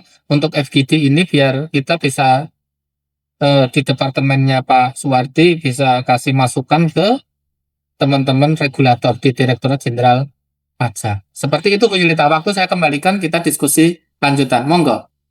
Baik, terima kasih. Menarik sekali Pak Edi. Poinnya baru saya mau tanyakan dari grup, semuanya sudah terjawab, termasuk dari pertanyaan Bu Erlis Yulia. Tadi juga bagaimana dengan pedagang eceran yang gross profitnya cuma 1%. Nah, ini semuanya sudah terjawab di materi Pak Edi ya Bu ya. Kemudian mungkin ada tambahan lagi pertanyaan yang lain yang sudah terjawab. Saya tidak akan kembali bertanya ya. Mohon maaf nanti di kolom chat masih banyak beberapa yang diulang. Mungkin saya tidak akan bacakan kembali. Ada satu lagi dari Pak Hendri Gunawan, mungkin nanti Pak Heru bisa memberikan penjelasan ya Pak Heru. Izin bertanya, kalau untuk PT perorangan dengan meminjam nama, mungkin adik kandung atau adik ipar ya, untuk menghindari agregasi omset, apakah bisa mengarah ke kategori pidana pajak? Ini menarik. Tadi kita masih bahasnya hanya penggabungan. Kemudian terkait rencana terbitnya PMK atau turunannya, apakah memungkinkan? Karena di PP-nya nggak ada pendelegasian ke peraturan di bawahnya. Begitu Pak Heru. Bisa kita share screen? Nah, ini. Makasih Bu Yulita. Yang nanya Baik. siapa tadi, Bu? Bapak Hendri Gunawan. Pak Hendri Gunawan. Ada pertanyaan, kalau saya split company pakai nomini ya, di adik-adik saya, di saudara saya, adik saya itu pidana bukan? Nah itu kembali lagi Pak, di Undang-Undang KUP ada tidak ya ancaman pidana terhadap splitting of company? Nah itu yang saya tahu tidak ada Pak di situ. Jadi ranahnya masih penyimpangan administratif, paling Bapak nanti kena denda, kena SKP gitu ya kalau ketahuan. Kalau ada sanksinya Pak. Nah di PP ini kan tidak ada sanksi bagi orang yang melakukan splitting of company ya. Misalnya dia punya istri, wah banyak-banyakin aja istri yang kawin secara agama gitu kan. Sehingga tidak secara terdaftar di situ. Di situ tidak ada Pak sanksi pidananya. Sanksi pidana itu kalau Bapak lihat aja dari pasal 39 ke atas ya. Di situ antara lain kalau ada uang pajak negara nggak di-store ya, atau transaksi yang bukan transaksi sebenarnya. Nah, yang penting aja kalau splitting itu ya harus independen, Pak. Memang semua dilakukan di sana. Pembukuan, sederhananya, keuangannya, segala macam. Tapi kalau cuma splitting ecek-ecek, nah ini bisa jadi masalah. Kalau duitnya masuk ke Bapak semua, dicek di bank, dianggap omset Bapak tuh, ya toh? Itu Bu. Lalu tadi pertanyaan satu lagi apa Bu? Pertanyaan satu lagi, Bapak, terkait rencana bitnya PMK atau turunan, apakah memungkinkan karena di PP-nya nggak ada pendelegasian ke peraturan di bawahnya? Iya. Ini masih digodok juga sih Pak PMK-nya ya Baik, sebenarnya. ya. Undang-undang itu memberikan delegasi ke PP. Harusnya PP mendelegasikan ke PMK.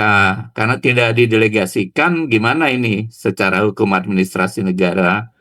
Nah, itu ada teorinya bisa Pak, karena ini kewajiban atau kewenangan Menteri Keuangan untuk mengurus gitu ya. Sepanjang tidak membuat norma baru. Ya, tidak membuat norma baru, atau norma yang bertentangan dengan peraturan di atasnya. Itu menurut saya. Terima kasih, Bu. Baik, terima kasih Pak Heru, cukup jelas. Mungkin Pak Henry bisa memberi tanggapan? Oh, belum bisa unmute ya. Pak Henry? Ya, sore Pak Heru. Udah dengar Pak? Suaranya agak kecil Pak, bisa diperbaiki volumenya sebentar? Kita kasih waktu 1 menit Oke. sampai 3 menit Pak untuk feedback Pak, monggo. Sore, sudah terdengar Bu? Sudah terdengar? Pak, silakan Oh, Pak. Ya Pak Heru, terkait yang PMK itu Pak. Jadi sebelumnya sempat juga saya ada dapat webinar dari yang diadakan oleh P2 Humas dari DJP, yang dimana saya juga pengennya sih lebih ada penegasan Pak Heru, terutama terkait yang sewa atau trading saham yang masih abu-abu lah Pak, gitu. Nah, waktu saya tanya ke DJP apakah akan ada penegasan, nah menurut mereka tuh karena PP-nya nggak ngatur adanya pendelegasian ke peraturan di bawahnya, ya sejauh ini sih nggak ada, dia bilang. Bahkan saya sampai menyampaikan apa nggak ada nota dinas gitu.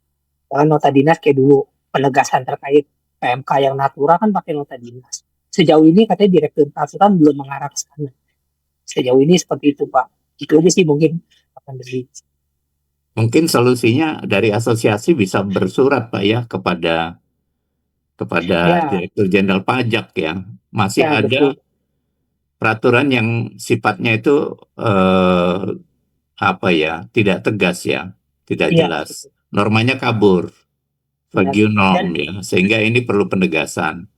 Nah, Dan mungkin itu diakui Pak itu oleh saya pihak kira. mereka pun diakui bahwa memang masih abu-abu kalau ada beberapa yang masih abu-abu terkait dengan Ya. definisi penghasilan dari usaha. Mereka pun mengakui sebenarnya.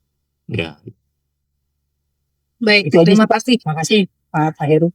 makasih Pak. Baik, terima kasih Bapak Henry Gunawan, terima kasih juga Bapak Heru. Nah, mungkin banyak sekali yang sudah seputar ini ya. Mungkin satu lagi pertanyaan titipan juga ini Pak, kita lebih menarik. Seberapa besar Pak efek tambahan penerimaan pajak sih sebenarnya dengan memperketat batasan tadi yang sudah dijelaskan Bapak? Mungkin dari Pak Heru ataupun Pak Edi bisa menambahkan. Edi duluan nih, orang ekonomi Edi, lebih bisa nih ngitung ya. Oke, Pak Edi nih, sebenarnya cocok Pak Edi nih Pak Edi. Jadi Gimana? sebenarnya dari Pertanyaannya tadi apa? Oke, dari aturan semua tadi Pak, sebenarnya poinnya adalah berapa besar sih Pak efek tambahan penerimaan pajak dengan memperketat batasan-batasan WP menggunakan 0,5% ini Pak? Dari yang PP 20 pengetatan ini ya?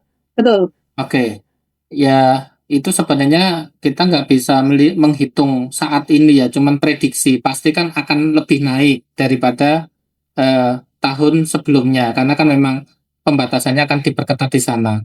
Tetapi seberapa besarnya ya nanti kita nunggu APBN sampai dengan selesai ya, penerimaannya di akhir tahun itu berapa, pasti akan naik Mbak, secara tax ratio itu pasti akan naik, apalagi itu nanti dampaknya itu ke waktu yang akan datang.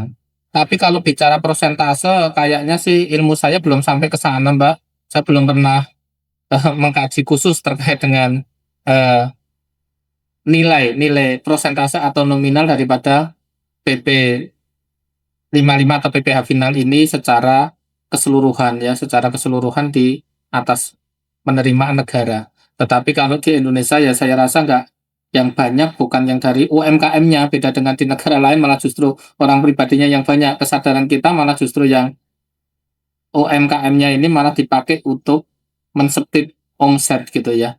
Ya mungkin nanti efeknya setelah ini berlaku. Kalau saya hanya bisa memberi pandangan ya, masa depannya ya prediksinya akan lebih baik seperti itu. Betul. Baik, terima kasih Pak Edi. Karena ini secara akademis banyak lagi pertanyaan, ini pasti akan menjadikan poin-poin penting yang baru ya nantinya. Karena UMKM ini menyumbang lebih dari 60%, 61% ya untuk pajak kita. Baik, mungkin dari divisi saya satu lagi, mungkin dari Pak Pino, mungkin divisi PPKF juga bisa menambahkan sih Pak, atau ada pertanyaan atau mau menambahkan, saya kasih waktu 3 menit Pak Pino. Tadi sepertinya udah mau present, oke. Oke, makasih Bu Pak Pino. Yulita. Ya Pak, Jadi meng- menanggapi dari tadi Pak, banyak sekali bahasan yang mulai batasan PPO final dan segala macam. Dari secara akademisi juga ada banyak titipan pertanyaan juga Pak, efek penerimaan pajak dan lain-lain. Mungkin bagaimana tanggapan Pak Pino PP 20 ini Pak? Atau ya baik, terima pertanyaannya? kasih. Terima kasih. Jadi menarik sekali terkait dengan definisi usaha yang tadi disampaikan oleh Pak Heru dan Pak Edi dan juga beberapa pertanyaan dari para audiens. Khususnya batasan terkait apa yang dimaksudkan sebagai usaha. Kalau berdasarkan pengamatan Departemen PPKF, kalau sekarang berdasarkan PP 20, itu nanti pasti akan banyak timbul dispute. Misalnya contoh, terkait dengan penghasilan sewa. Kalau kita mengacu kepada definisi umum yang dibilang penghasilan usaha, artinya ada repetisi atau pengulangan peristiwa dari transaksi yang ada. Itu dianggap usaha. Misalnya seseorang melakukan penyewaan propertinya dalam 1 tahun lebih daripada 1 kali. Nah, dengan repetisi lebih daripada 1 kali dalam 1 tahun, bisa diasumsikan teman-teman dari DJP menganggap itu sebagai usaha. Tapi ada isu lagi yang lebih luas lagi, bagaimana kalau repetisinya misalnya 2 tahun sekali atau 3 tahun sekali. Artinya misalnya wajib pajak menyewakan rukonya atau propertinya, sistem sewanya itu 3 tahun sekali atau 5 tahun sekali. Artinya orang menyewa untuk periode 3 tahun. Nah, isu terkait dengan pengertian usaha ini pasti akan, menurut dugaan kami, itu akan menjadi dispute. Dan kemudian ada lagi tadi pertanyaan terkait dengan penghasilan dari saham. Ya, kalau kita mengacu ke definisi awal usaha, adanya repetisi atau pengulangan, menurut pendapat saya pribadi, sebenarnya penjualan saham itu bisa diasumsikan sebagai pengertian usaha. Ya, karena dia melakukan pengulangan-pengulangan, jual beli gitu. Ya, nah ini bisa masuk ke dalam definisi penghasilan usaha. Tentunya kalau ini definisi penghasilan usaha, ini akan diperhitungkan ke dalam penghasilan bruto. Nah, ciri-ciri kalau kita lihat secara asumsi umum adalah yang dibilang usaha itu berarti ada daya upaya dari wajib pajak untuk melakukan action atas beli jual gitu. Ya, jadi menurut pendapat saya terkait dengan saham ini nanti bisa diasumsikan sebagai usaha. Nah, terkait dengan bunga deposito atau bunga obligasi ini lebih depends, artinya lebih bisa kita pertahankan. Kenapa? Karena kita tidak ada usaha apapun, kita hanya menempatkan sesuatu dan kita mendapatkan bunga, baik bunga deposito maupun bunga obligasi. Nah, tentunya sepanjang PMK ini tidak diterbitkan untuk memberikan penegasan mana batasan yang dianggap masuk dan tidak masuk, ini akan timbul banyak dispute. Nah, kebetulan memang dari Departemen PPKF telah menyampaikan surat melalui pengurus pusat IKPI untuk disampaikan kepada Kementerian Keuangan. Isinya adalah poin-poin penegasan, hal-hal yang masih sifatnya dispute, supaya diberikan penegasan. Karena tanpa ada penegasan, ini akan memberikan ketidakpastian. Di satu sisi memberikan kepastian dalam sisi jangka waktunya, tapi di sisi lain akan timbul ketidakpastian terkait dengan siapa saja wajib pajak yang eligible atau tidak eligible. Untuk di tahun berikutnya dia berhak atau tidak berhak menggunakan PPh UMKM. Dan demikian Bu Julita terkait tambahan dari saya.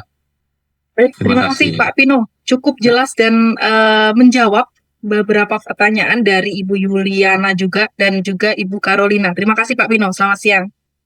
Oke, selanjutnya mungkin ini agak menarik juga. Kalau tadi kita udah bahas OP dengan PT Perseroan, mungkin ini ada satu pertanyaan lagi buat narasumber ya.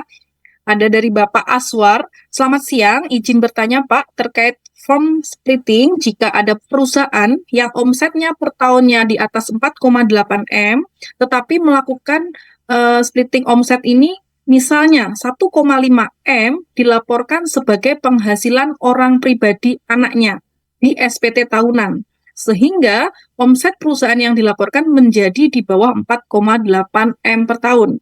Apakah itu termasuk firm splitting ataukah dan apakah ini diperbolehkan gitu Pak? Jadi PT dengan WPOP. Mungkin Pak Heru bisa Ya, baik. diberikan Makasih penjelasan Bu Pak Heru. Yulita. Terima kasih. Yang pertama ya, kalau memang sungguh-sungguh si anak menjalankan usaha terpisah dan sebagainya, ya itu sih tidak dianggap firm splitting ya. Tapi kalau memang diniatkan, misalnya sebetulnya yang jual sebetulnya bapaknya juga gitu ya, hanya ketika pelaporan dilaporkan di anaknya dan sebagainya, uangnya juga masuk di kantong bapaknya misalnya. Nah, itu bisa dianggap firm splitting. Jadi yang harus dibuktikan adalah memang benar-benar ini usahanya terpisah, ya. Jadi entity yang terpisah antara si anak dengan si ayah, ya. Sebetulnya splitting itu legal-legal saja, ya, sepanjang memang secara faktual ya kegiatan usahanya memang benar-benar pisah ya. Anak misalnya punya toko di mana, bapak di mana gitu ya. Tapi kalau yang beli barang bapaknya, yang jual bapaknya, hanya penjualannya saja yang dipisah, itu jadi masalah nanti Pak. Ya itu bisa dianggap firm splitting. Itu dari saya Bu. Makasih Bu. Baik, Mungkin Pak terima Edi kasih bisa Pak Heru. tambahkan. Ini yang kita garis besari secara legal sih boleh ya Pak ya. Oke, mungkin ada tambahan dari Pak Aswar, bisa feedbacknya Pak?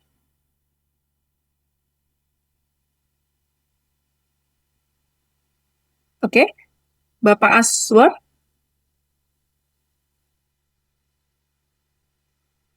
Oke, belum ada feedback. Oke, selanjutnya mungkin ada beberapa pertanyaan lagi. Tadi sudah dibahas juga transaksi jual saham kripto ya.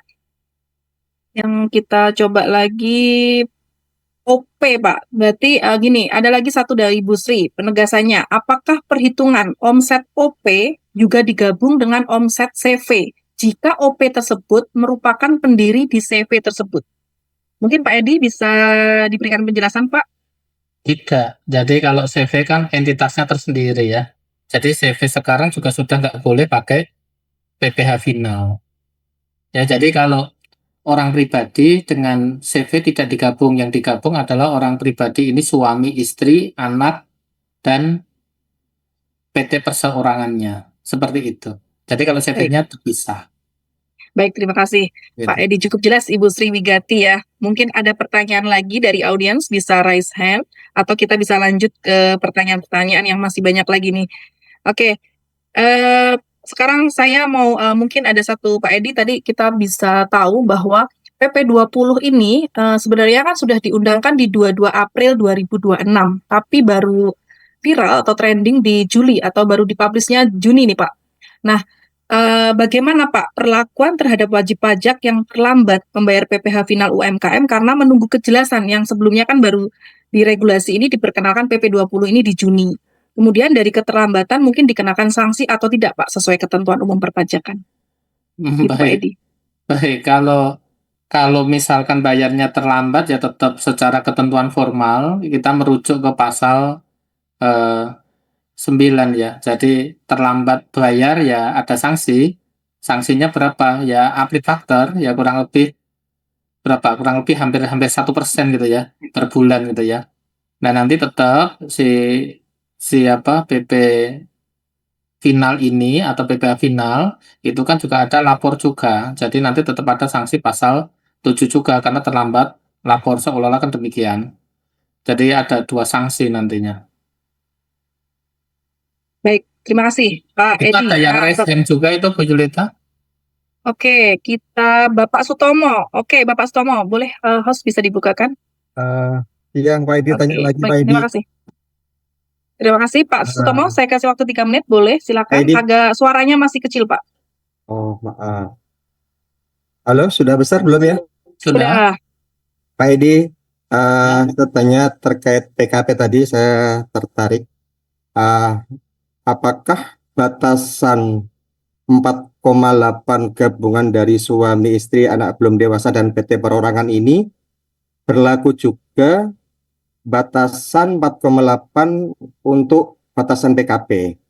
Contoh, kalau saya punya usaha, saya sebagai suami punya usaha, istri punya usaha, dan anak belum dewasa punya usaha.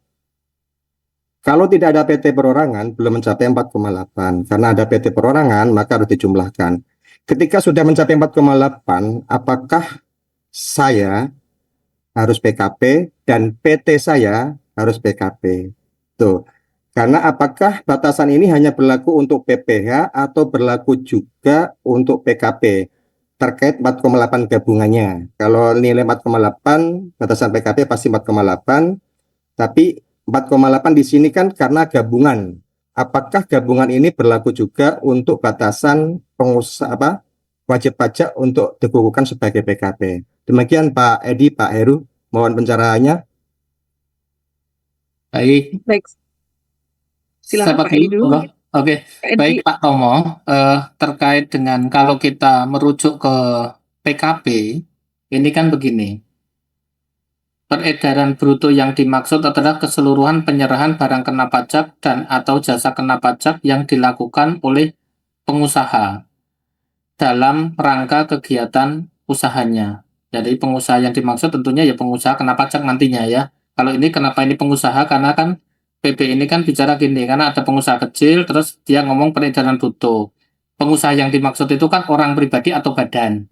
Berarti orang pribadi sama badan ini kan jelas beda.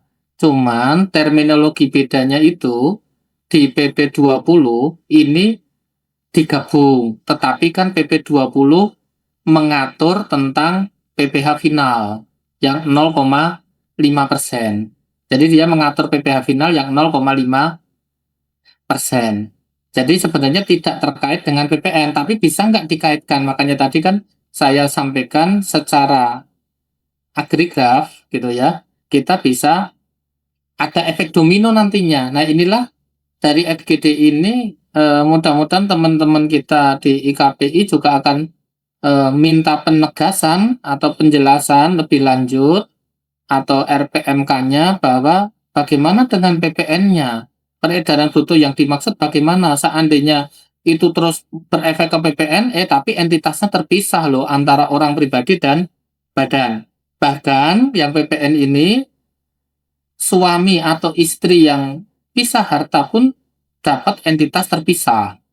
Nah, makanya dari situ perlu penegasan. Kalau saya makanya kan harus dilihat efek dominannya ini bagaimana regulator melihat ini dan menjawab menjawab dengan regulasi. Jadi kita itu biar jelas. Jadi pajak ini benar berkeadilan, berkepastian hukum. Jadi begitu sih Pak Tomo ya. Jadi kalau saya melihatnya memang PP 20 hanya untuk PPH, tetapi tidak menutup kemungkinan kan efek domino ketika di SP2DK itu kan kanan kiri Pak. Jadi SP2DK kan kayak AR itu kan all taxes gitu ya. Ya PPH, PPN, PPH-nya nggak dapat, PPN-nya mana gitu kan. Nah, nanti dari situ itu monggo nanti teman-teman Direktorat Jenderal Pajak yang hadir mungkin ini bisa menyampaikan juga atau kita dari IKPI juga menyampaikan masukannya. Menurut Pak Sutomo sendiri bagaimana? Nah, nanti monggo bisa kita sharing juga. Atau mungkin tambahan dari Pak Heru dulu. Baik, terima kasih Pak Edi. Mungkin Pak Tomo dulu bisa feedback Pak. Pak Heru, mungkin saya hanya butuh masukan nih. Saya Oh gitu. kebingungan Oke. ini antara apakah berlaku hanya di PPH atau berlaku di PPN juga. Karena kan Baik Pak. belum ada ketegasan atau PMK yang keluar gitu. Baik Pak Heru, sekalian ini juga pertanyaan Pak Tomo ini sama dengan Pak Hendri ya Pak ya. Jadi penegasannya mungkin lebih ini ya Pak. Jadi kalau omset, contohnya omset OP 2M, di PT 3M total 5M. Nah, tidak bisa pakai lagi 0,5%, tapi karena masing-masing belum 4,8 M, berarti semua tidak PKP atau harus PKP, Pak. Mungkin Pak Heru Baik. bisa menambahkan, silakan. Makasih Bu Yulita. Baik, Karena PP ini hanya mengatur PPh UMKM, ini hanya berlaku untuk itu saja Bu. Untuk PKP tetap berlaku peraturan yang umum ya, sepanjang masing-masing entitas tadi yang terpisah NPWP-nya masih di bawah 4,8 M, tentu dia non-PKP harusnya. Makasih. baik, terima kasih. Mungkin seperti itu juga Pak Tomo, sudah confirm? Ya, sepakat dengan Pak Heru. Oke, Ya. baik. Pak Henry, mungkin ada feedback Pak Henry? Ya Silakan. Pak, Bu, itu kalau memang kan beda entitas ya antara orang OP dengan PTP kan hukum sama beda hukum sama yang apa orang pribadi. Tapi kalau suami istri kan itu satu kesatuan ekonomis ya. Itu, nah kalau memang beda NPWP, tapi kalau dia satu kesatuan ekonomis, kalau melebihi 4,8 meskipun masing-masing kalau dihitung 3M sama 2M kan belum. Tapi kalau suami istri ini apakah bisa langsung PKP Pak ya? Karena ini yang kita belum jelas Pak ya. Terima kasih Pak. Nah, baik. Mungkin Pak Heru, kalau Iya, kalau baik. tadi mungkin PT dengan Pak, ini ya, Satu kesatuan ekonomi itu kan terkait dengan pajak penghasilan ya Pak ya, bukan dalam rangka penetapan PKP. Tetap penetapan PKP itu adalah per unit usaha, per entity yang punya NPWP begitu. Nah, meskipun itu splitting of income ya, splitting of firm gitu. Nah, tentu kalau misalnya DJP ngambil tindakan, kalau itu dianggap splitting dan substansinya sebetulnya satu perusahaan, harusnya DJP mengembalikan tuh. Mereka disuruh bikin satu perusahaan, baru itu jadi PKP gitu. Nah, jadi teman-teman yang melakukan splitting ya harus juga secara administrasi, hukum, itu harus terpisah ya, arus uang, arus barang. Tidak semata-mata splitting administratif saja gitu. Kalau splitting administratif saja tapi substance-nya sebetulnya satu usaha, itu bisa jadi masalah itu di belakang hari ya. Bisa jadi DJP ngambil tindakan tegas nih. NPWP yang lain dicabut ya. Kemudian itu dijadikan omset salah satu, dikoreksi. Nah, itu jadi masalah tuh. Kemungkinan-kemungkinan itu perlu dipikirkan. Makasih, Bu. baik. Iya. Terima Pak, kasih. Bu, kalau misalkan itu kan satu usaha mungkin bisa bisa di ini ya, di salah satu bisa dicabut ya. Tapi kalau beda ini Pak, substansi beda ya, beda usaha misalkan satu usaha bahan bangunan, satu lagi bisa usaha lainnya mungkin usaha plastik, itu kan beda. Itu kalau beda-beda itu susah Pak ya. Gimana, apakah kena enggak ya? Kalau beda sama mungkin bisa kena, tapi kalau usahanya beda, satu roti, satu bahan bangunan, itu apa kena ya? Istrinya mungkin roti, yang suaminya mungkin bahan bangunan gitu loh Pak. Terima kasih. Ya tentu dilihat substance-nya Pak ya. Dilihat nature-nya benar-benar terpisah atau tidak gitu loh Pak. Bisa aja jualan plastik, jualan beras, bikin roti, tapi satu orang yang melakukan semua one man show. Cuma dipecah-pecah gitu loh Pak. Dipecah-pecah, ini anak saya yang udah dewasa, punya NPW sendiri. Nah ini ponakan saya pinjam namanya. Nah oleh karena itu, kalau ada indikasi seperti itu, seperti bagaimana otoritas pajak menindak? Nah ini belum jelas di PP ini Pak, terus terang tidak ada. Harusnya mereka memberi sanksi tuh, apabila dijumpai splitting of firm di kemudian hari, maka DJP berhak melakukan apa-apa-apa. Jadi sebetulnya kurang nih, PP ini masih ada kelemahan nih ya. Kan dia semangatnya adalah mencegah firm splitting ya. Tapi jika terjadi firm splitting, bagaimana? Nah, ini gray area nih Bapak Ibu ya. Kalau orang pajak bertindak agresif, dia mencabut NPWP lain lalu disatukan, Bapak Ibu bisa gugat. Apa dasar hukum Anda mencabut ini dan menganggap ini satu ini misalnya gitu ya. Ini salah satu hal yang menyisakan sengketa bisa di kemudian hari begitu ya. Karena tidak tegas tuh di situ. Harusnya di PP ini mengatur ya bagaimana kalau nyatanya itu terjadi firm splitting, apa sanksi yang harus dilakukan gitu. Itu Bu, makasih Bu. Baik, izin terima Pak, kasih. tambahin ya Pak. Atau mungkin gini ya Pak Heru, mungkin ke depannya DJP mau yang splitting terkait dengan omset, terkait dengan PPN gitu ya. Kita melebar sedikit ke PPN gitu ya.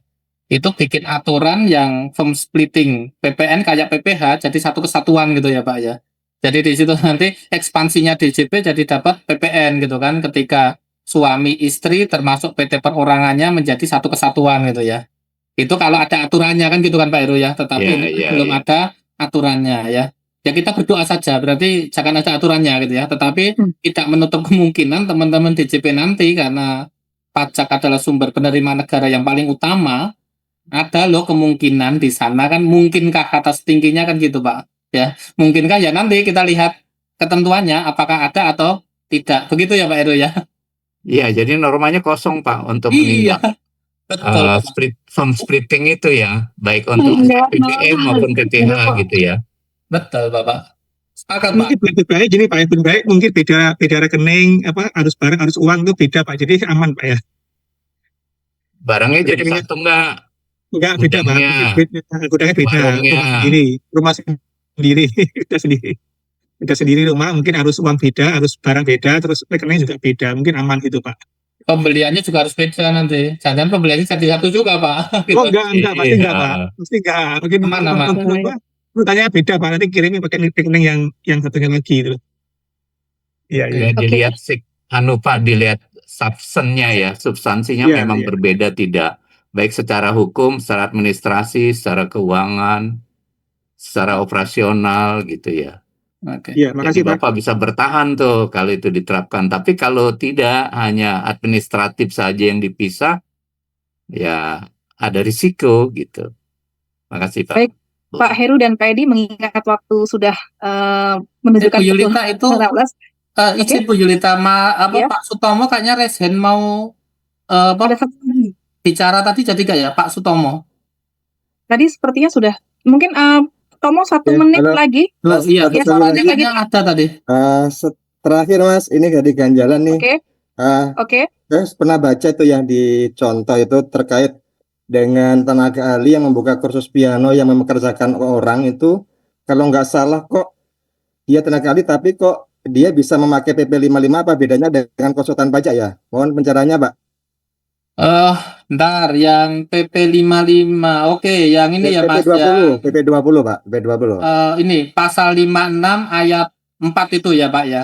Ya. Jadi pengecualiannya itu kan, kalau ayat 4 itu kan termasuk tenaga ahli dan tenaga ahli lainnya, tambahnya gitu. Pemain musik sudah ada di ayat 4 huruf B. Nah, di contohnya ini Pak Tomo, saya juga kadang-kadang ini mau tak sampaikan tadi, mudah-mudahan waktunya cukup ya. Jadi di contoh itu kan Tuan A memiliki keahlian pemain piano. Jadi karena keahlian pemain piano dianggap pekerjaan bebas, maka si Tuan A ini tidak boleh menggunakan PP 55. Berarti tunduk ke tarif pasal 17 kan gitu kan. Mau dengan norma atau pembukuan silakan. Tetapi uniknya ada kata-kata begini kalau ininya ketentuannya. Namun demikian, dalam hal Tuan A memiliki usaha kursus piano dan mempekerjakan orang lain, maka penghasilan dari usaha tersebut bukan merupakan penghasilan jasa sehubungan dengan pekerjaan bebas. Berarti boleh menggunakan PP 55. Nah, yang menjadi critical point termasuk pertanyaan saya juga di sini yang belum terjawab, kenapa teman-teman regulator ini menerapkan seorang pianis mengajar piano untuk dirinya sendiri ya, dengan dia punya karyawan, perlakuannya beda.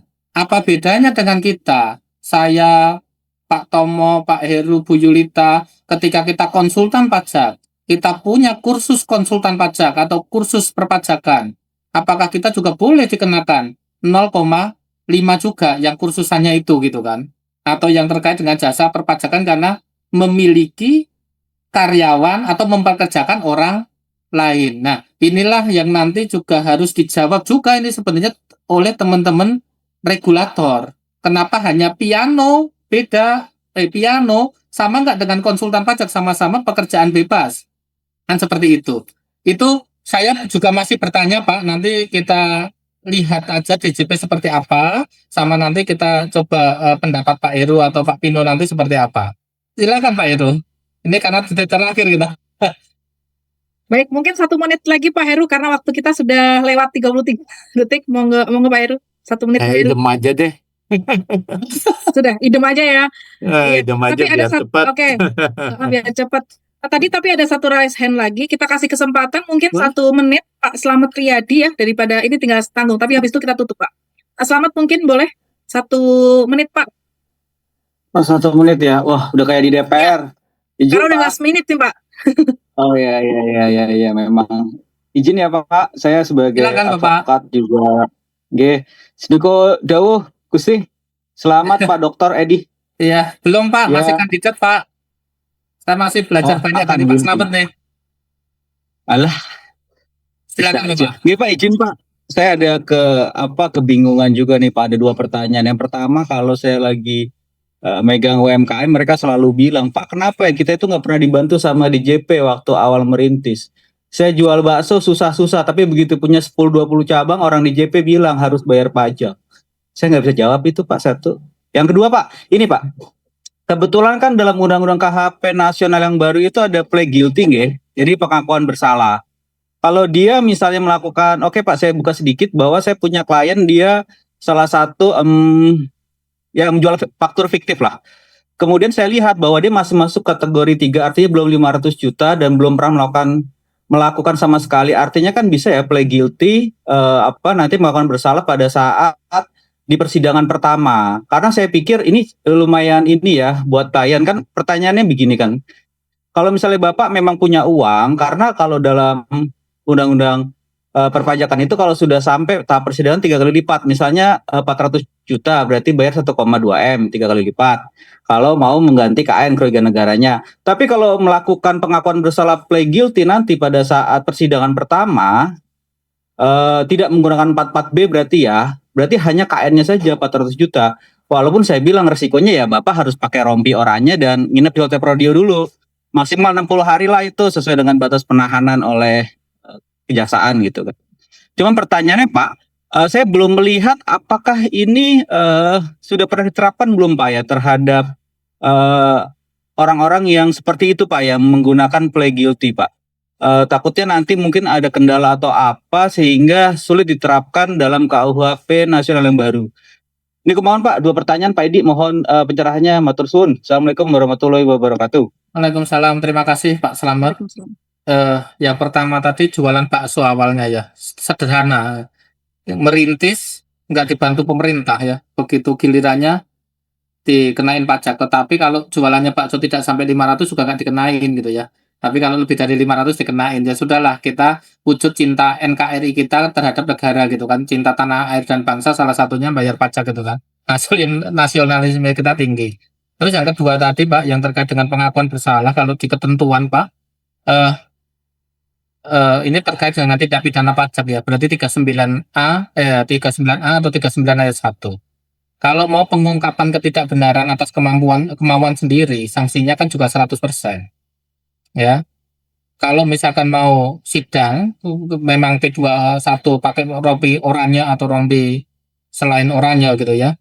Dia itu memang ada ketentuan itu. Terus ada pasal, saya lupa nih pasalnya apa, ketika dia juga bisa menghentikan.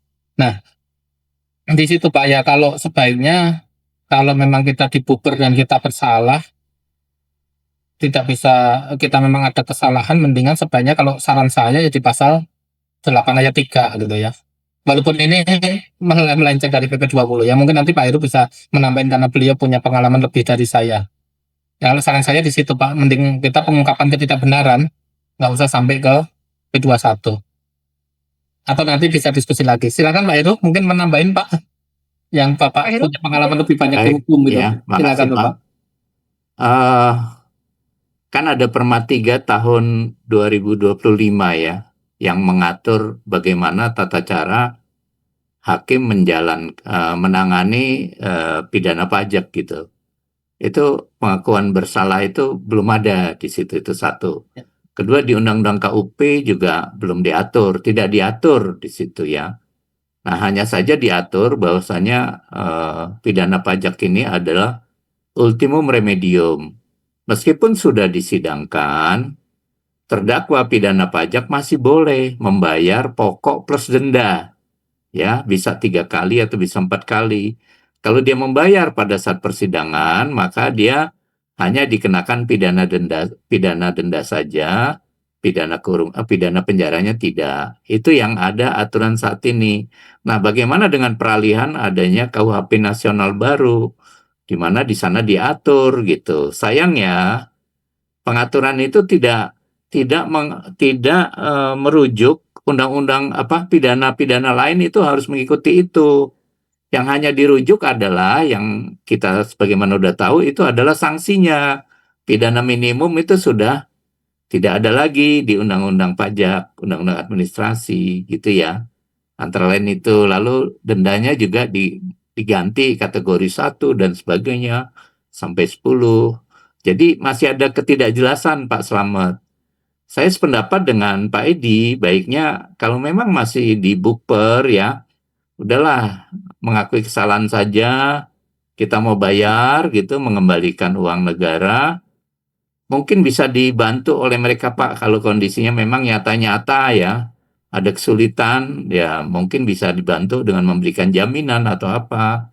Itu sih saran saya. Makasih Pak Slamet, Pak Edi, Bu Julita. Baik, Mas, terima kasih. Bengkel. Tunggu Ya.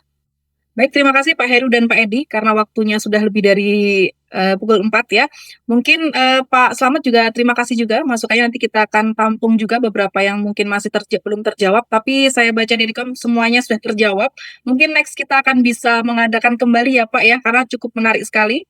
Kalau boleh saya simpulkan sedikit, dari PP 20 2002 KAP ini sebenarnya manfaatnya bagi kita semua juga ya, bagi pelaku UMKM, mungkin kalau profesi tidak ya Pak ya, kecuali tadi yang disebutkan Pak Edi ya, mengurangi penyalahgunaan fasilitas oleh profesi berpenghasilan tinggi, dan juga sebenarnya untuk memperoleh kepastian hukum ya, penegasan batas subjek pajak dan pengaturan penggabungan omset keluarga dan juga PT perseorangan ya, yang menjadi lebih jelas.